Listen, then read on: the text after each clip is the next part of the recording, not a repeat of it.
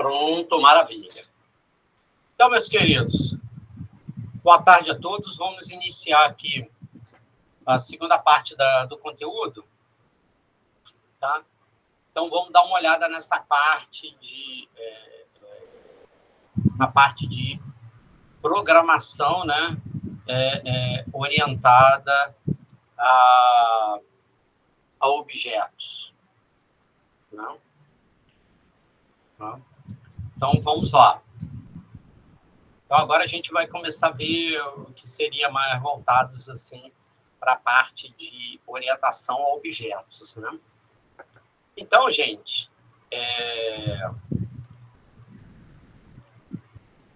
deixa eu só ver uma coisa aqui.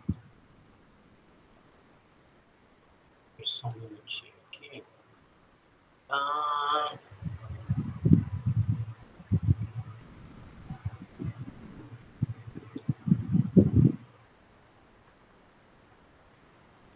Peraí.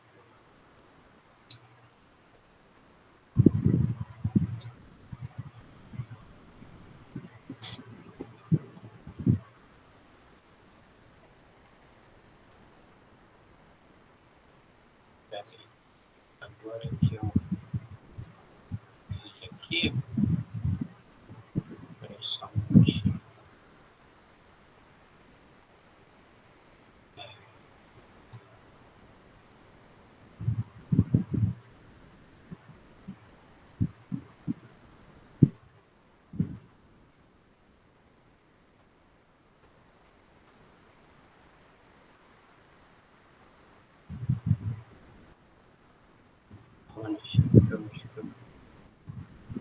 Eu peguei aqui, eu coloquei, foi o material que eu botei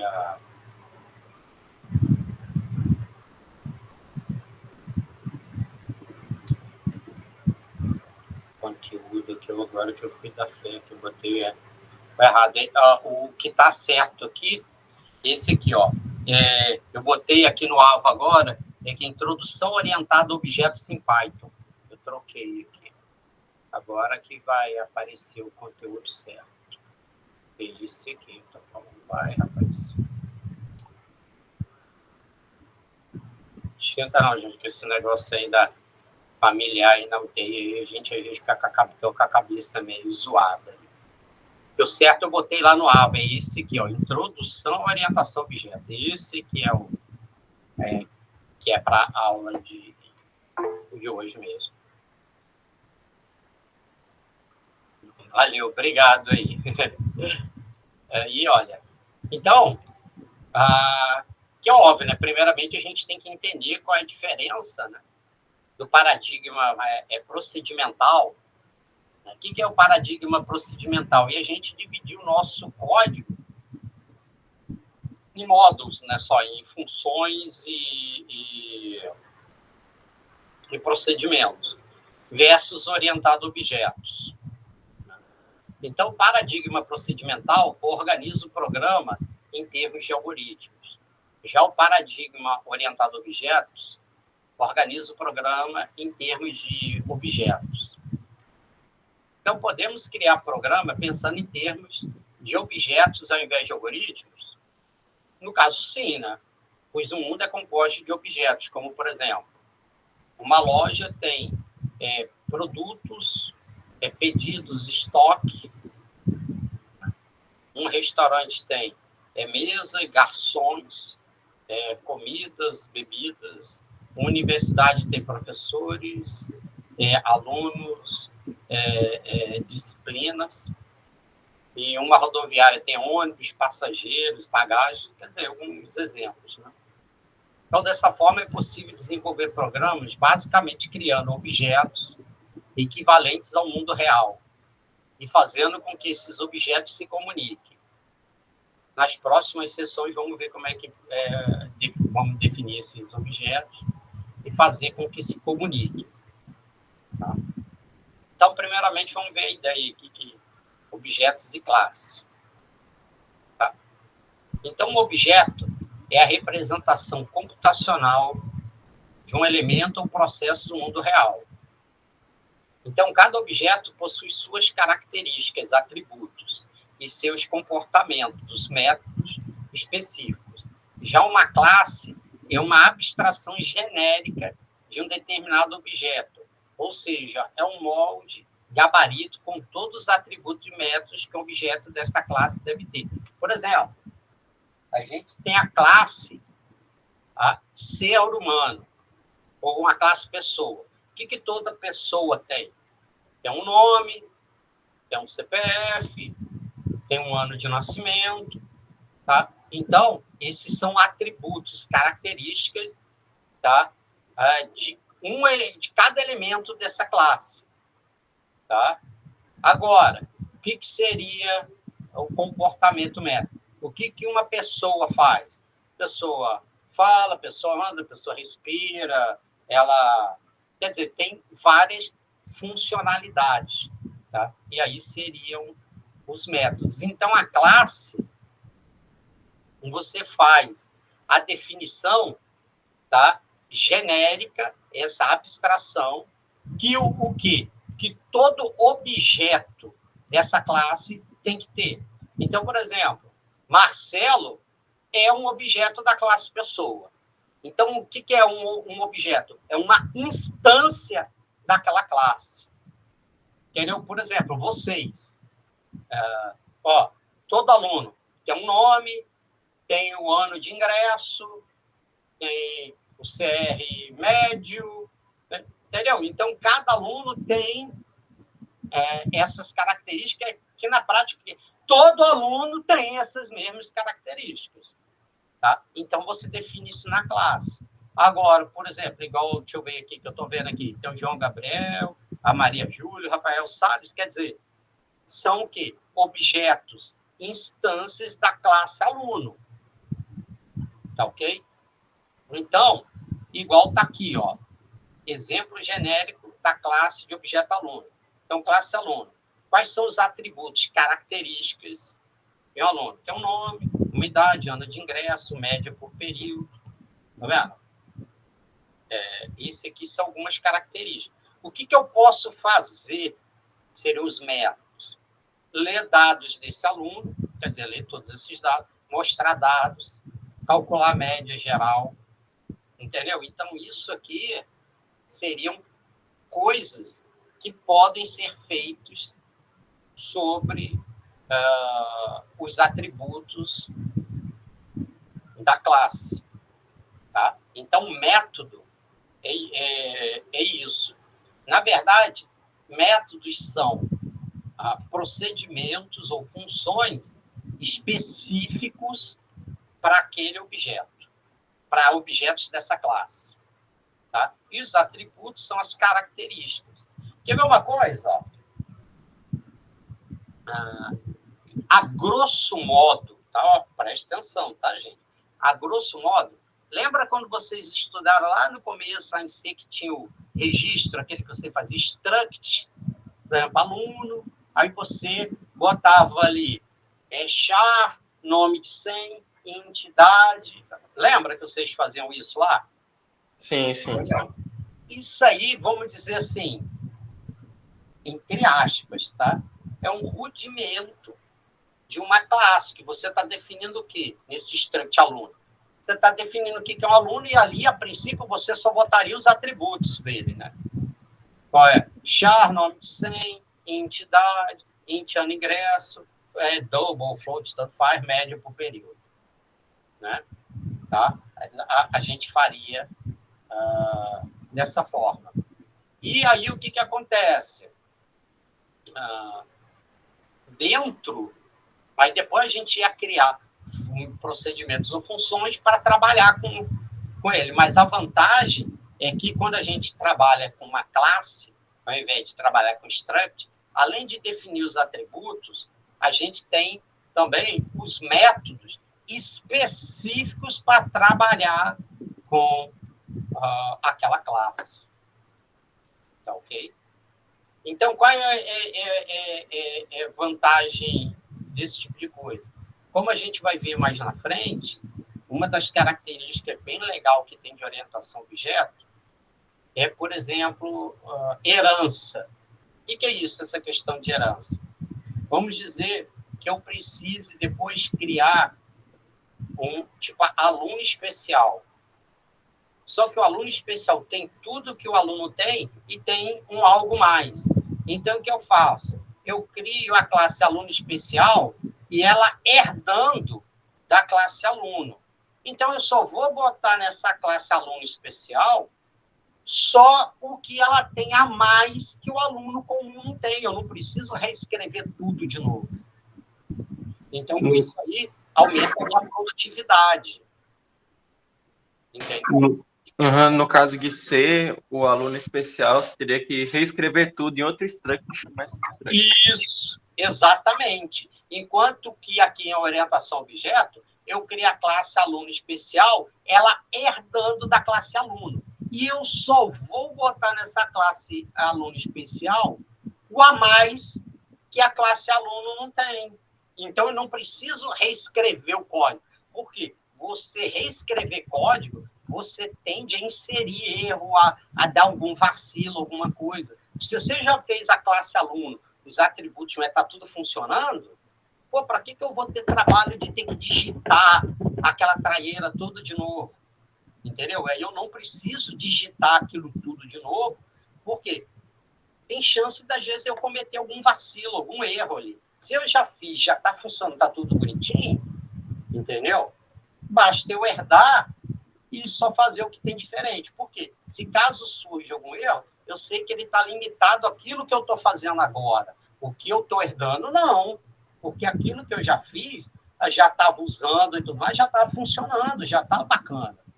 Entendeu? Então, essa questão da orientação objeto, ela também auxilia muito nessa questão desse ganho de produtividade, entendeu?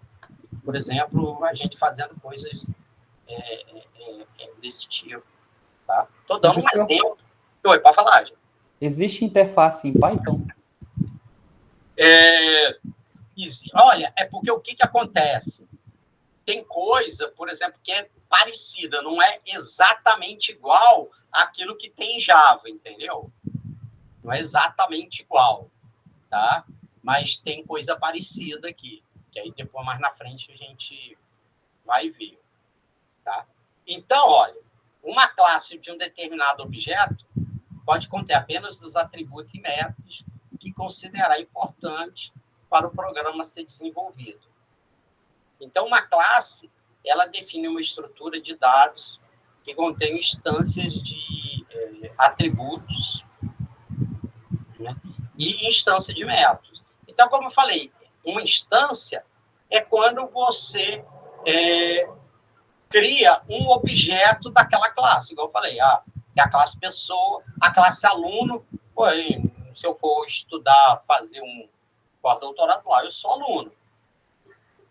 Aí, eu vai criar o aluno, tá? Marcelo, aí tem um nome, tem uma idade, e aí vai ter toda uma instância daquela classe para aquele objeto específico. Tá? Então, cada objeto do Python tem uma classe, que na verdade é um tipo daquele objeto, né? Só que não é um tipo primitivo. Tipo primitivo é aquele que a gente viu, né? É um string, um int, um double, né? Que são geralmente tipos primitivos, né? Então, a classe já é um tipo, mas é um tipo mais complexo, né? Que é derivada diretamente ou indiretamente da classe interna de objetos do Python. A classe tipo de um objeto determina o que é e como pode ser manipulado.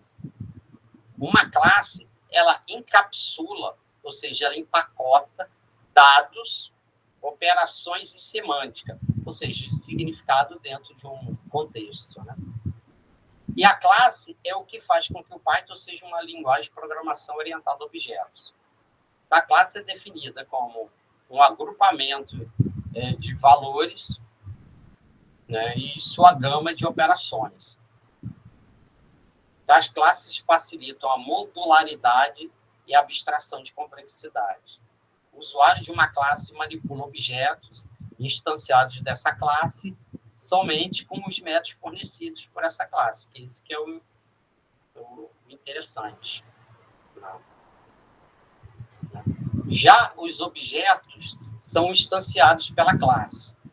E cada instância, objeto em um programa Python, tem seu próprio namespace, ou seja, dicionário de nomes únicos pertencente à própria classe. Então, ele cria isso na memória do computador.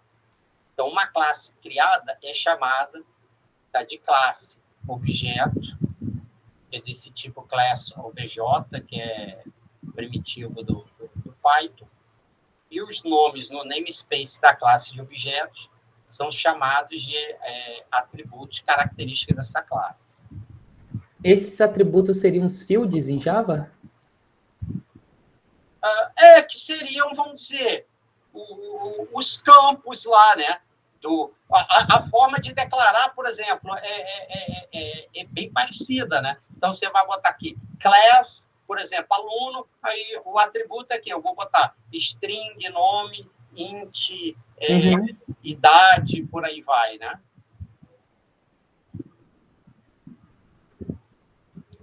Quer ver? Aqui começa interessante, ó. Um método é uma função criada na definição de uma classe. O primeiro argumento do método é sempre referenciado no início do processo. Por convenção, o primeiro argumento do método tem sempre o nome self.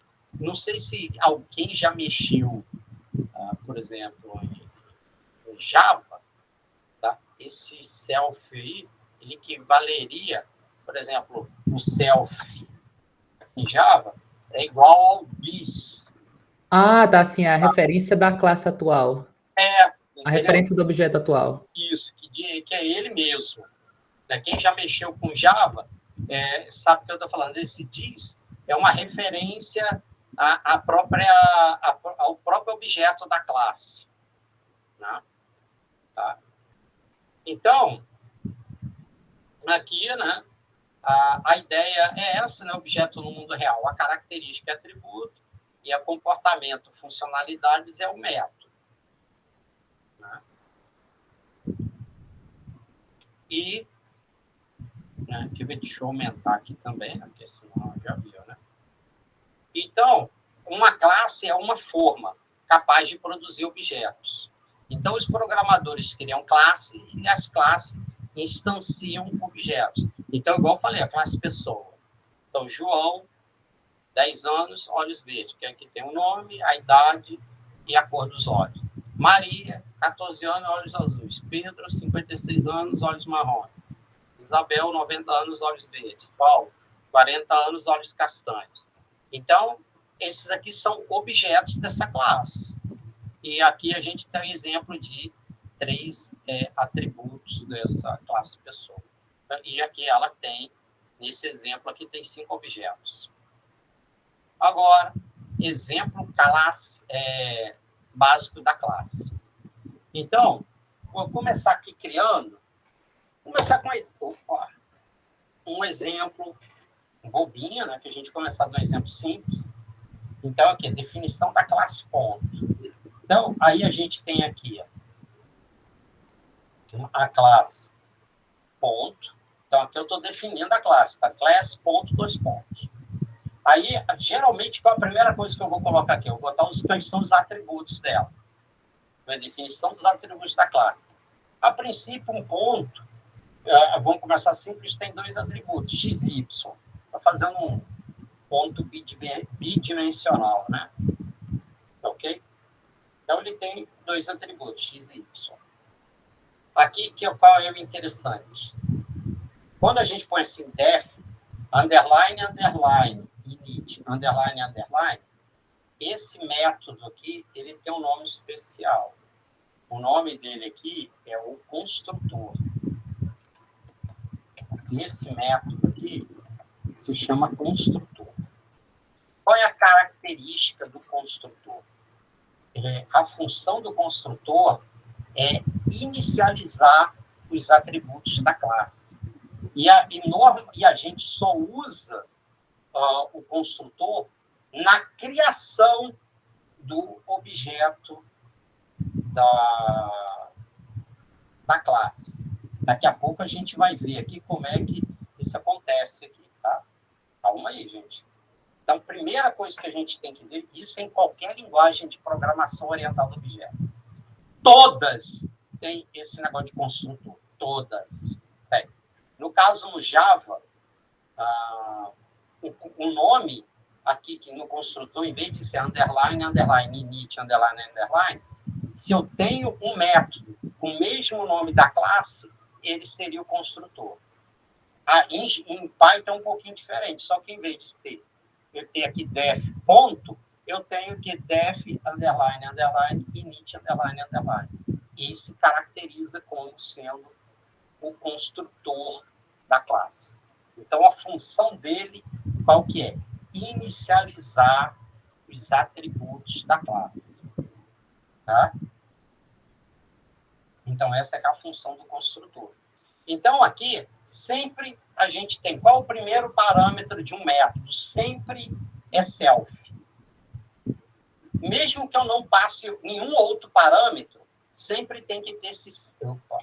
Sempre tem que ter esse self aqui. Tá vendo? Aqui eu não estou passando para outro parâmetro nenhum, mas eu tenho que ter esse self. Aqui no construtor, eu estou passando quais parâmetros? O x e o y. Aí, qual é o interessante aqui? Como eu botei aqui x igual a non, o que quer dizer non? Ele pode ser em branco. Entendeu? Ele pode ser em branco. Tá. Non quer dizer o quê?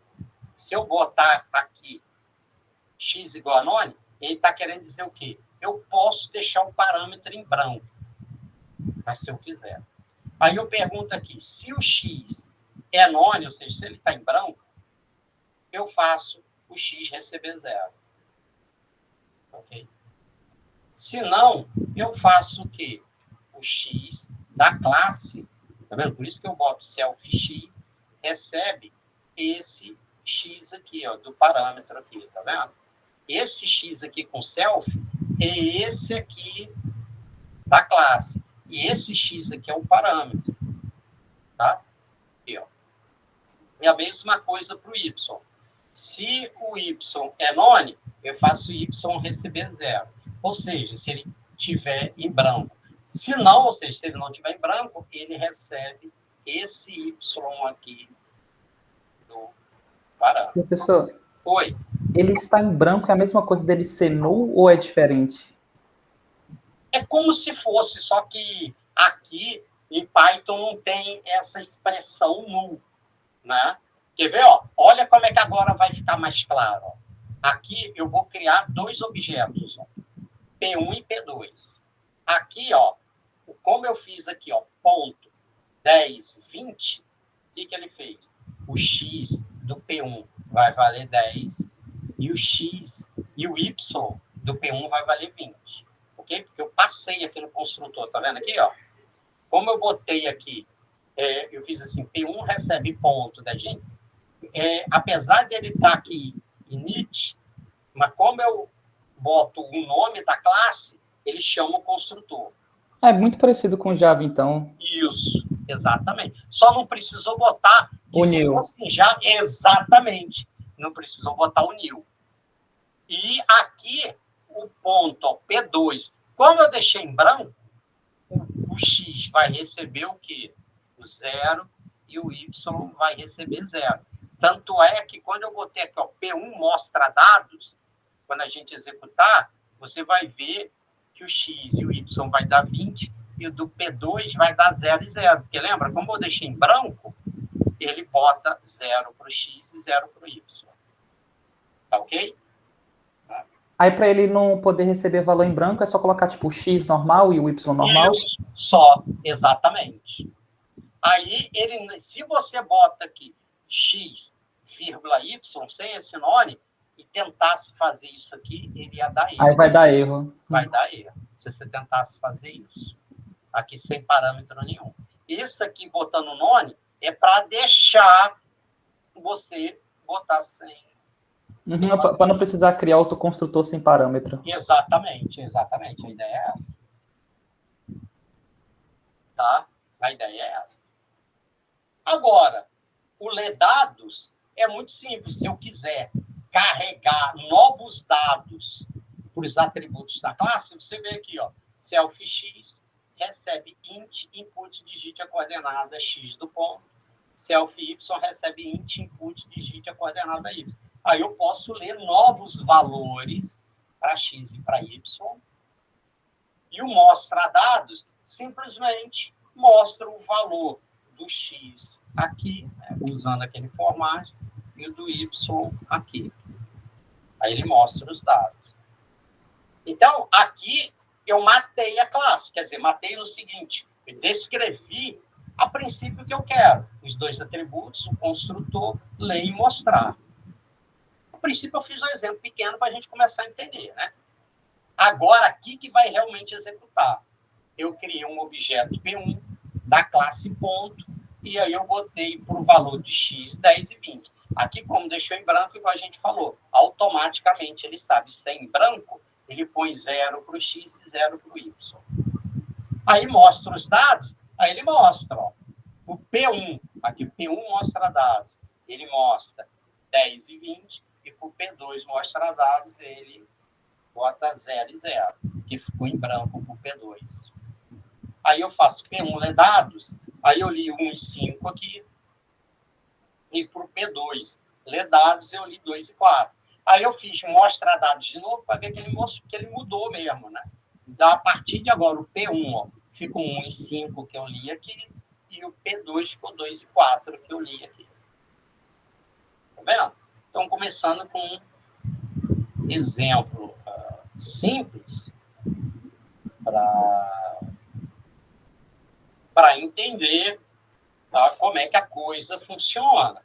Tá, gente? Eu sempre gosto de começar, sempre começa um assunto novo, é bom começar com um exemplo pequeno. Tá? Aí, qual é uma coisa legal que a gente vai fazer? Por exemplo, suponha que eu tivesse muitos pontos. Tá? Aí eu posso ter o quê? Lembra que a gente já viu aquela questão de criar uma lista? Aí eu posso criar uma lista de pontos. Imagina se eu, em vez de class ponto, fosse aquele pessoa que tem aqui nome, idade, não sei o que, tudo mais. Aí eu posso criar tanto os atributos quanto os métodos, e aí eu posso criar um array, né? Quer dizer, uma lista de pessoas. Aí eu posso encadear. Aí eu posso botar ali quantas pessoas. Lembra no exercício passado que a gente fez alguma coisa parecida com isso? Que eu poderia botar quantas e tirar, consultar e tudo mais? Só que agora eu posso fazer, se eu quiser, uma lista de objetos. Entendeu? Aí fica legal também. A gente pode fazer isso. Tá? Uma lista de objetos.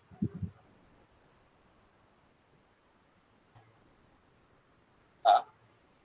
Aí aqui, como fala, né, tá a explicação do código acima, exatamente o que eu falei, né? Construtor e o argumento self, em Python, algum do nome de método, estão reservados para o uso da própria linguagem. Espera aí, gente. Desculpa. Um desses métodos é o init, tá vendo? Que vai inicializar o objeto. Que esse nome é o construtor, né? Então, seu primeiro parâmetro, assim como de todo método, é o self, né? Esse argumento self. Então, você vê aqui, ó, eu falei, ó, todo método aqui, o primeiro parâmetro, que apesar de na hora de ter a chamada que não está escrito, mas na hora de escrever a gente põe self aqui. Tá? A função do construtor é quando uma classe é criada, todos os atributos serão inicializados pelo método init. Tá? E os métodos são ações que podem realizar sobre os atributos da classe. Então, qual a ação que, a princípio, eu executei aqui?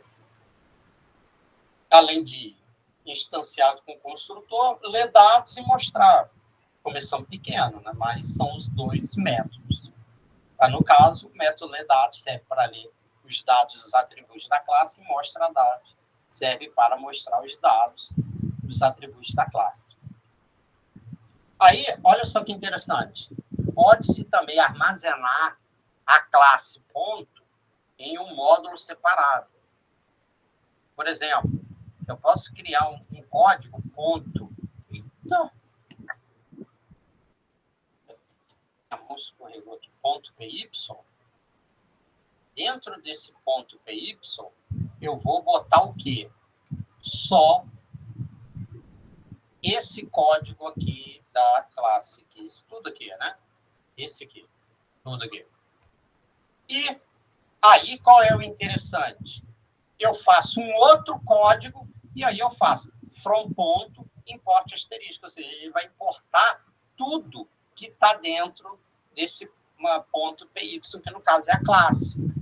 Entendeu? Isso é uma coisa legal também do Python, que ajuda demais. A gente usa muito isso. Os caras têm um monte de API aí que o pessoal cria, aí basta, eu dou lá aquele pip install, o nome lá da API que eu quero, depois dentro do meu código eu ponho aqui só from, o nome da API que eu botei, import asterisco, e ele já puxa tudinho para mim.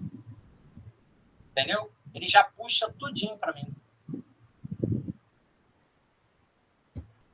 Então, é bem legal por conta disso. Tá? E aí, eu fiz aqui o mesmo código, só que a classe, ela está num código separado e esse aqui está no outro código. Lembra igual a gente fez numa aula criando aquele módulos? Lembra? Quer ver? Ó, se a gente for olhar aqui, foi essa aqui, ó. Criação e utilização de funções e módulos. Lembra? Que aí a gente criava lá no no Jupyter, aí eu dava lá salvar como PY, né? E quer ver, ó? Aí, e depois eu usava dentro, eu dava lá from, o nome lá daquele ponto PY, né? Import, e aí usava. Né? Ok? Então, isso é muito legal por conta disso. Então, podemos também armazenar diversos objetos em uma lista. Né? Então, podemos fazer, tá vendo? E a gente cria aqui, igual tá aqui. Vou aumentar aqui. Melhorou. Vocês estão conseguindo o tamanho aqui? Tá bom para enxergar? Tá. Não, é só para saber que às vezes pode estar pequeno, né? Porque para mim, como eu estou aqui na tela, às vezes está grande, mas quando vocês olhando no Meet, às vezes pode ficar pequeno. Por isso que eu perguntei, que senão é covardia, né? O pessoal conseguir enxergar é dose, né? Aí eu perguntei aqui, num ponto, digite o número de pontos desejados. Aí eu faço aqui, fiz aqui, for i in range 1 até num pontos mais 1. Aí aqui é só mostra na tela, ponto 1, ponto 2, tal. Aí ele cria aqui o ponto, né? A princípio em branco, lê dados e adiciona ele na lista aqui, para dar o append. Agora, mostrando os dados. Então, eu faço aqui for p em list de pontos. Então, quando eu faço em list de pontos, p é cada elemento desse list de pontos. Mas a gente sabe o quê? Que cada elemento de list de pontos é um objeto da classe ponto. Então, se ele é um objeto da classe ponto, eu tenho um método mostra dados, não tem? Para aquele objeto, para um objeto da classe. Então, basta eu usar aqui p ponto mostra dados, que aí ele já me mostra os dados daquele objeto. Por quê? Cada elemento que eu adicionei aqui, que eu dei append, não é um P1? P1 não é um objeto da classe ponto. Então, quando eu pego aqui, cada elemento dessa lista é um objeto da classe ponto. Então, eu posso usar um método diretamente. Professor. Que p.mostra dados e mostra os dados. Pode falar, meu querido. O que acontece se o senhor tentar colocar um elemento que não seja um objeto nessa lista, vai ser colocado ou vai dar erro? Não vai, ele aceita.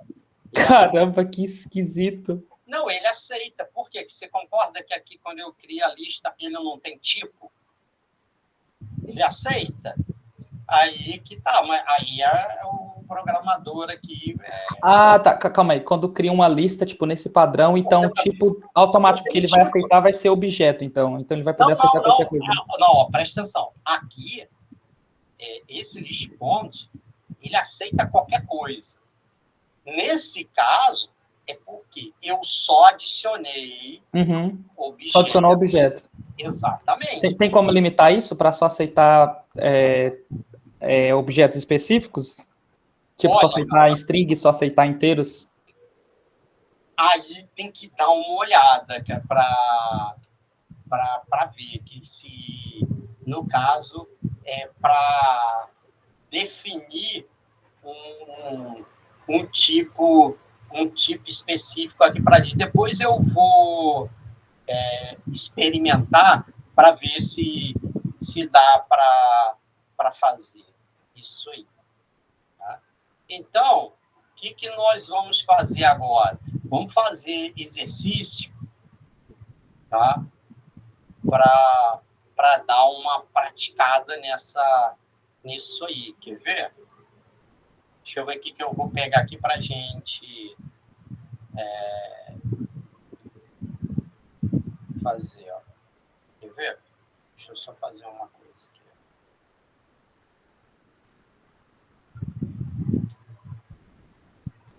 Peraí. Peraí só um minutinho.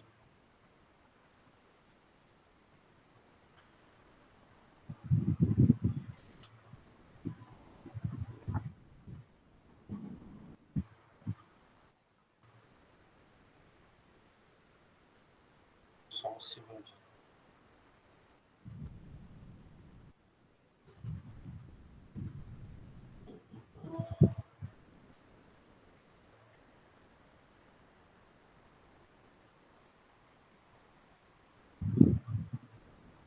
Peraí que eu vou passar aqui rapidão.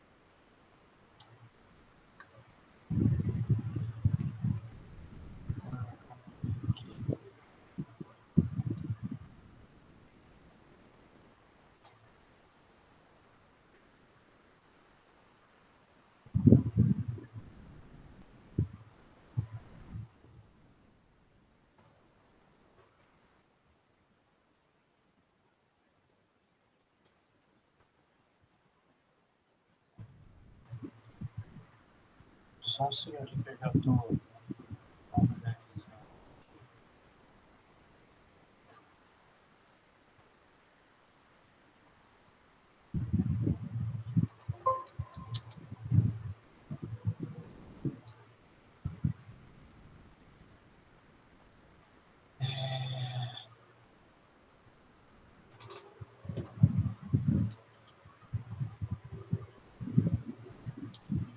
Deixa eu só...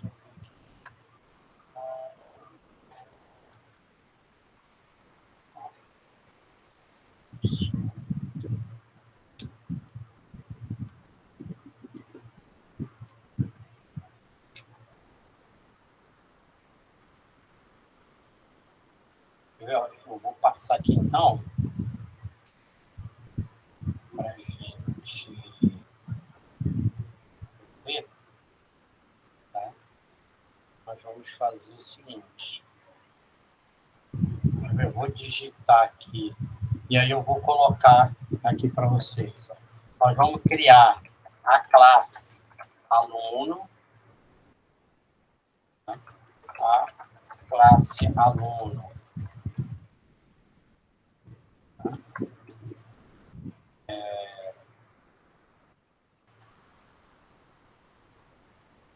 Deve... Professor, o senhor não está compartilhando a tela, não.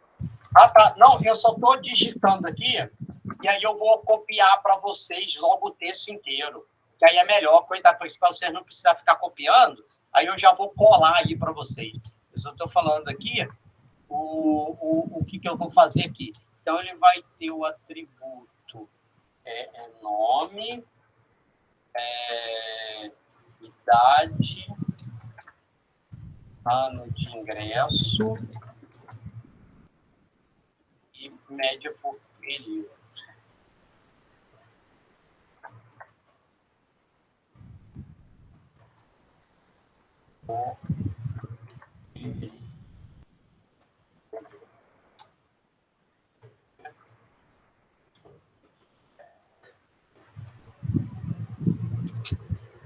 Ah, tá.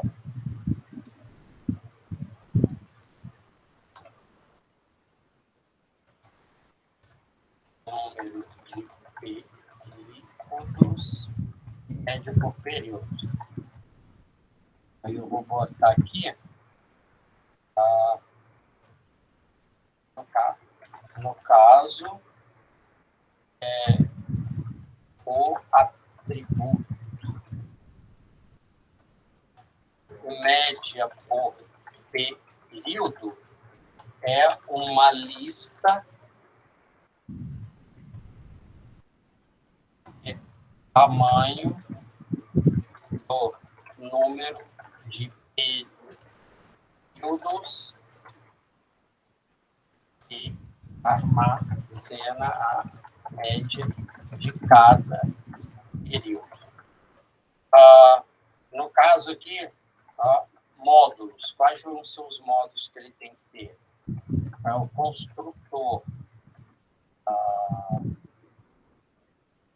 No caso aqui, sem parâmetros, você já bota... O que mais? Ler dado dos alunos, ler dado do aluno,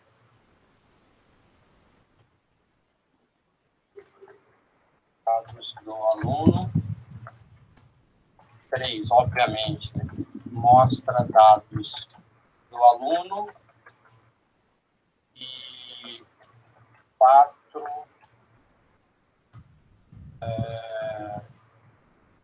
calcula a média geral.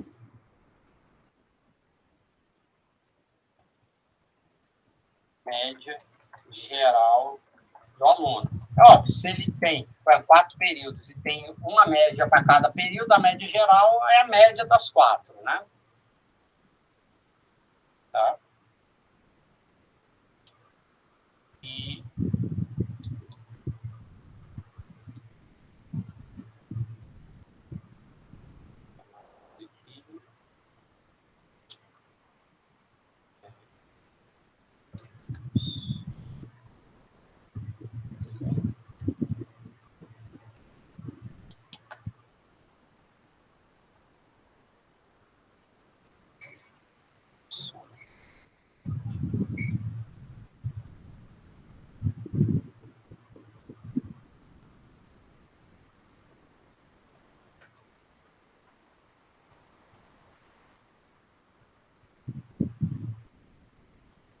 isso. Então, vou colar aqui no chat aqui para vocês. Então, a ideia é essa aqui, ó. Vou colar aqui no chat. E, ó. Ó. Aqui no coisa, ó. Uma parte, no caso, Se houver um erro na classe, eu consertar ele. Conserto nos filhos? A princípio, sim. A não ser que o erro seja específico de algo do filho, né?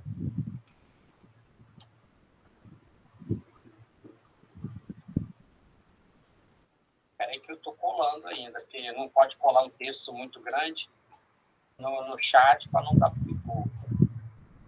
Então, nós vamos tentar fazer esse código aqui para criar a classe, ó. Botei aqui no chat, tá vendo?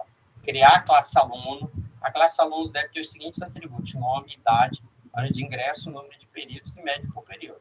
No caso, o atributo média por período é uma lista do tamanho do número de períodos, que armazena a média de cada período, né? Então, eu falo, você vai ler, qual o número de períodos? 3. Então, você vai ter a média do período 1, a média do período 2, a média do período 3. Você vai guardar isso. Por quê? Depois, aí eu vou ter um método, calcula a média geral do aluno, aí eu tenho guardado dentro dessa lista 3 notas. Aí eu tenho que calcular a média dessas 3 médias, né? Tá? E aí, fazer o construtor a princípio sem parâmetros, você pode ler dados, mostrar dados e calcular a média geral do aluno. Tá ok? Aí nós vamos fazer o seguinte, até para dar um tempinho, que aí eu vou corrigir, só para eu upar os vídeos lá no YouTube, tá? Aí, olha, no meu agora deu 16 horas. Vamos combinar o seguinte, 16h20, aí eu vou corrigir, beleza? Que aí dá tempo para eu upar, fazer tudo aqui, e já organizar a situação do trabalho, já botar aqui para depois eu corrijo, aí eu já passo o trabalho para vocês. Beleza? Então, 16h20 a gente está aqui. Professor? Oi, pode falar, meu querido. Tem que ser em Python? Olha, rapaz, a princípio sim, rapaz, porque é bom, cara, para vocês praticarem, cara, essa linguagem, cara, porque qual é também o intuito, né? É porque, querendo ou não, cara, se você for ver hoje em dia, cara, é das linguagens hoje em dia que está competindo aí C++, né, .NET, Java, PHP e Python, né, cara? Estou falando no âmbito comercial. Se você, por exemplo, tiver interesse, principalmente, então, se já for para essa área mais, que aí a gente não sabe, né? Tipo, igual eu já falei, né? Data Science, Machine Learning, BI, essas coisas, bicho, é Python, cara. Não tem pra onde fugir, não. É raro hoje em dia alguém vai fazer algo nessa área em C++. No comecinho eu ainda podia fazer hoje já, mas hoje ninguém mais, cara. Todo mundo mexe Python, cara. Não tem pra onde fugir, cara. Não tem pra onde fugir. A galera Python. Então vale a pena, cara, porque é mais uma linguagem aí que vocês vão estar, né, para aprender, né, hoje em dia, né. Mas se vocês forem, deixa eu olhar aqui, ó. Quer ver, ó? Vou entrar aqui rapidinho, eu até compartilho a tela só para mostrar para vocês, ó. The most used programming language 2021. Aqui, ó, desculpa aí, ó. Aí, ó. Quer ver? Só mostrar para vocês aí, ó. Que eu procurei em inglês, ó. The most used programming language 2021. Aí, ó. Python, Java, tá vendo? Tá vendo? Se você for olhar, Top Computer Languages, tá vendo? Você vai ver que o Python está sempre entre os 5 primeiros, cara. Tá vendo? Aí, ó. Python, JavaScript, C, C++, R, MATLAB, Ruby, Groovy. Tá vendo, cara? Por isso que eu tô falando para vocês. Você vê, cara.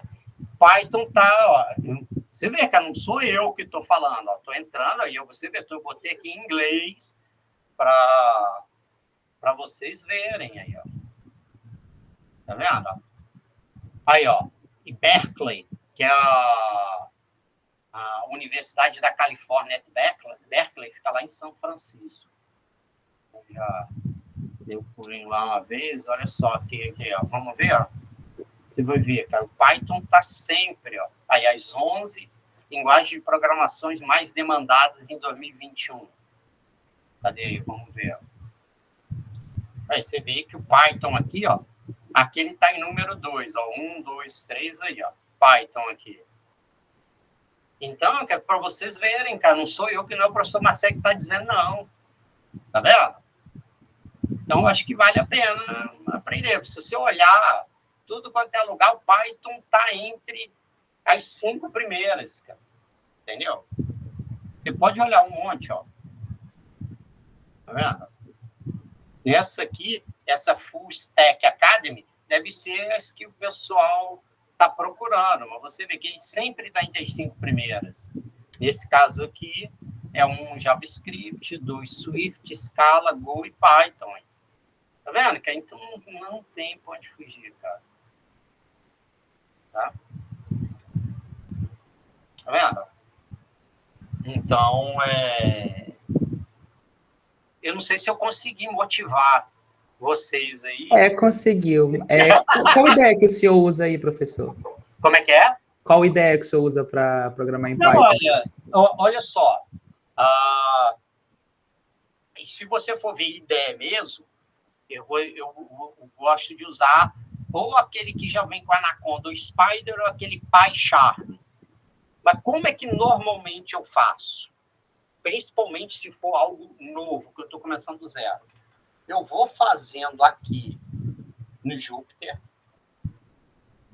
aos pedacinhos. Por quê? Porque é fácil de você compilar e vai testando aos pedaços. Depois eu simplesmente pego, você pode pegar o código e salvar ele como .py. Entendeu? E é óbvio que eu crio os módulos, entendeu? Por quê? Que aqui, a princípio, no Jupyter é legal, porque você pode já escrever um pedacinho de código que você pode testar, entendeu? Para ver se está funcionando. Mas depois, parece que ele não tem um autocomplete, que eu tentei escrever apertei contra espaço e não deu nada. Não, quer ver? Tem sim, ó. Quer ver, ó? Tem? Tem, quer ver, ó? Quer ver, ó? Quer ver? Só mostrar as coisas aqui para você. Importe pandas SPD. Quer ver, ó? Aqui, ó. PD, ponto. Se você der o tab, ó. Quer ver? Aí, ó. Ele te dá, é tab. Eu vou testar aqui. Tá vendo? Aí ele te mostra o que tem depois. Entendeu? Entendeu? Pera, o senhor tá no Jupyter, tá? Vou pesquisar, que eu tava em outro compilador. Não, tudo bem.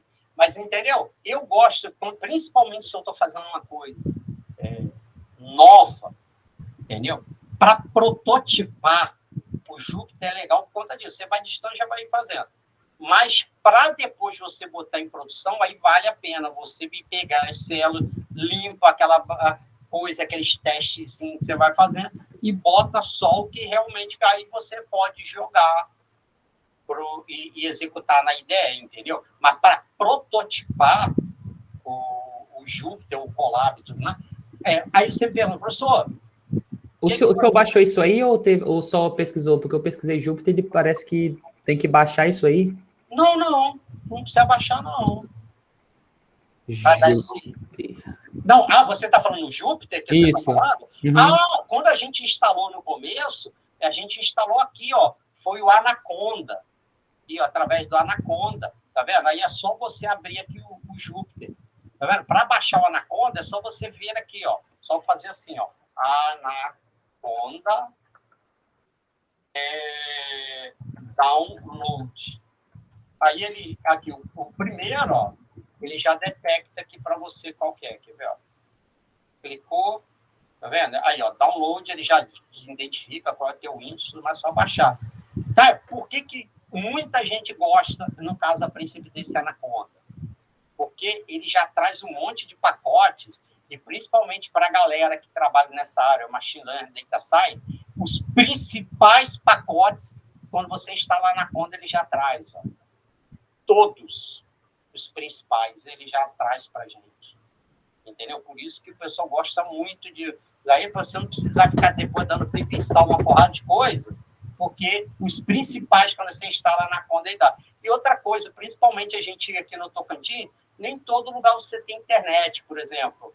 O Colab é bom, mas só que você tem que estar na internet, cara. Entendeu? A vantagem do Jupyter, você não precisa estar na internet para usar, porque ele compila, ele interpreta, faz tudo local. Quando você usa o Colab, apesar do código estar ali na página, ele executa lá na nuvem. Se você não tiver na internet, ou tiver na internet porcaria, tu tá lascado. Entendeu? Que tem outro ambiente que você pode usar ao invés do Jupyter, que é o Colab. Mas qual é o problema?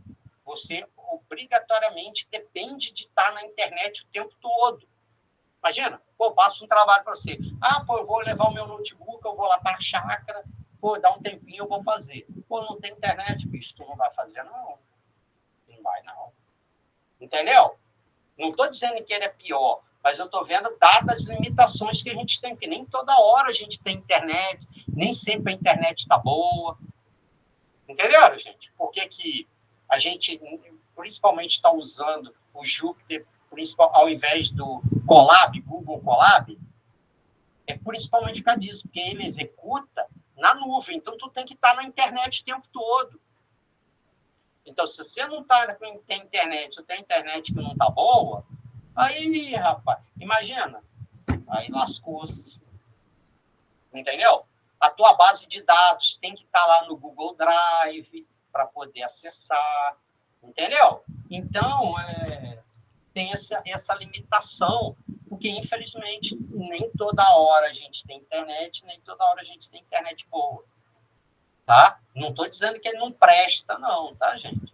Eu estou dizendo que, infelizmente, a gente aqui no Tocantins, a gente vem para Pachá, falando, a gente não tem com internet o tempo todo.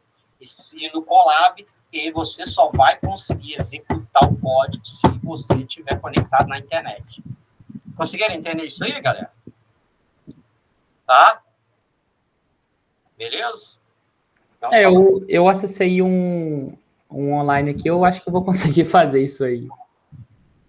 Não, beleza. Não, eu só estou explicando, tá, gente? Eu, por exemplo, eu acho legal o Jupyter, principalmente para quem está aprendendo. Eu acho muito legal, porque você faz um pedacinho de coisa, você já pode ir testando, entendeu? Ali. Entendeu? Já vê o resultado e tal, né? Mas, igual eu falei, depois que você digitar o código, se você quiser, você vem aqui, ó, file, né, download as, quer ver, ó? Peraí, deixa eu diminuir um pouquinho aqui, o tamanho da página. Você pode ir com Python.py, tá vendo aqui, ó? Você pode salvar ele como .py, entendeu? Não tem o menor problema. Ou você está lá no teu IDE, vai copiando das células que te interessam mesmo, entendeu? Então, mas para prototipar e para quem está começando a aprender, isso aqui é muito bom para... Agora, uma coisa que eu fiquei em dúvida. Esse def seria tipo default? Seria tipo public? Não. Esse def quer ver, ó? A diretiva da linguagem de programação, esse def é para definir um módulo. Se você abrir, olhar aqui, ó... faz sentido, porque o início do módulo vai até o def de outro módulo. Exatamente. Você tem uma função, quer ver aqui, ó? Cadê aqui? Função, ó. Quer ver, ó? Você lembra? Quando a gente criou a função, def, ó. Lembra aqui, ó? Uhum. Aí essa função vai executar, tipo, o final dela vai ser até o def de outra função. Exatamente, porque, na verdade, o que é seria tipo seria a chave, só que como não tem chave, então meio que tem que limitar onde começa e onde termina. Isso. Então, mas só que o que acontece? Aqui a gente viu def, tudo mais, aqui é uma função. O que é um método? É uma função ou um procedimento específico daquela classe. Uhum. Entendeu? Por isso que ele está dentro, quando a gente define igual definiu aqui, você vê que ele está definido, ó, você vê que a tabulação dele é para dizer que ele pertence à classe, tá vendo? Então, tá vendo? Como ele está na tabulação aqui do 2 pontos, e está tabulado, ele está dizendo o quê? Que essa função, ou esse procedimento, pertence a essa classe. Então, é uma função que é específica daquela classe. Ou seja, eu só posso acessar essa função através de um objeto da classe. Não é, eu não posso simplesmente botar o nome, ler dados que ele vai acessar. Ele não vai. Ele só vai acessar se for um objeto daquela classe, ponto, ler dados, entendeu? Aí, o retorno desses métodos aí é tudo void? É como se fosse void, porque como não tem o return, ele não, na verdade, ele não retorna nada, né? É como se fosse um void. É para colocar return, é só colocar, tipo, return int, return integer? Não, basta eu botar return tá, sim, não precisa colocar o tipo de retorno no método. O grande vantagem do Python é esse. E qual é a outra vantagem do Python em relação ao Java? O meu return pode ter quantas variáveis ou objetos eu quiser. Ele pode retornar mais de um tipo de objeto diferente, né? Eu posso Caramba. Nessa coisa, cara, ele foi uma das coisas que me apaixonou no Python, foi isso. Eu posso dar return uma variável, vírgula, outra variável, vírgula, outra variável, vírgula. Eu posso retornar um monte. Enquanto em Java, eu só posso dar return de uma coisa só. Uma variável só de cada vez. Mas pode retornar uma lista de variáveis também, que seria quase a mesma coisa. Mas eu entendi a diferença, realmente é sinistro. Entendeu? Aí facilita demais da conta. Entendeu? Facilita demais. Entendeu? Então, gente, vamos tentar agora fazer o exercício que eu passei aqui, tá? Enquanto eu vou fazer o upload lá dos vídeos, já botar o trabalho, aí eu corrijo o exercício, explico o trabalho. Tá bom? Beleza, rapaziada? Então, eu vou dar um tempinho aí para vocês fazerem. Como a gente estava aqui na explicação mais um tempo, então, antes era 16h20, eu vou botar até 16h30. Qualquer dúvida, eu estou aqui na frente do computador.